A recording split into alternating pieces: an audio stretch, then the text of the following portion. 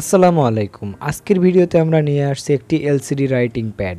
এটি দিয়ে লেখালেখি সহ ছোটোখাটো ড্রয়িংও করা যায়।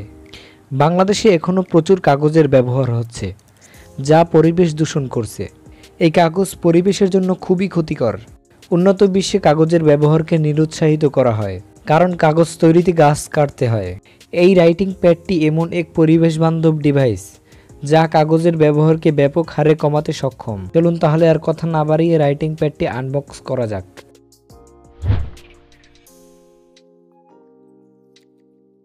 প্যাকেটটি খোলার পর বেরিয়ে এলো রাইটিং প্যাডটি।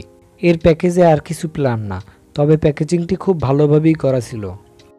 এই হলো রাইটিং প্যাড। দেখতে অনেকটা ট্যাবলেট ডিভাইসের মতো। সবার উপরেই দেওয়া রয়েছে একটি প্রেসার সেন্সিটিভ বড় স্ক্রিন। এটির সাইজ হলো 8.5 ইঞ্চি। লেখা যায় বেজেল এরিয়ার ভিতরের অংশে, ডিসপ্লের মতো যে অংশটি দেখা যাচ্ছে। এই ডিভাইসটি অপারেট করা খুবই সহজ। মাঝখানে দেয়া আছে একটি অ্যাক্টিভ বাটন, ইরেজ বা ডিলিট করার জন্য। এই বাটনে একবার প্রেস করলে সমস্ত লেখা মুছে যায়, আবার নতুন করে লেখা যায়।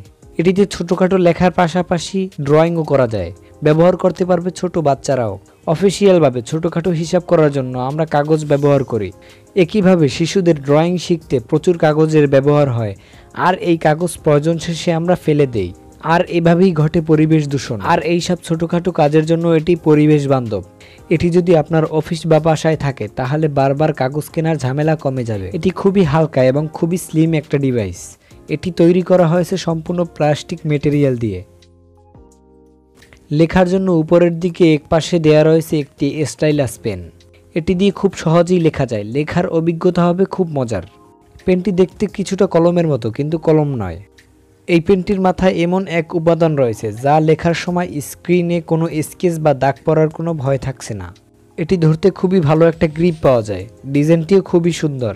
এটি যেহেতু একটি ইলেকট্রনিক ডিভাইস, চলতে প্রয়োজন হয় একটি ব্যাটারি হিসেবে ব্যবহার করা হয়েছে কয়েন সেল। এক চার্জে চলে যাবে 2 থেকে প্রায় 2.5 বছর। আবার ব্যাটারির চার্জ শেষ হয়ে গেলে পিছনের স্ক্রু খুলে পাল্টে নেওয়া যায়।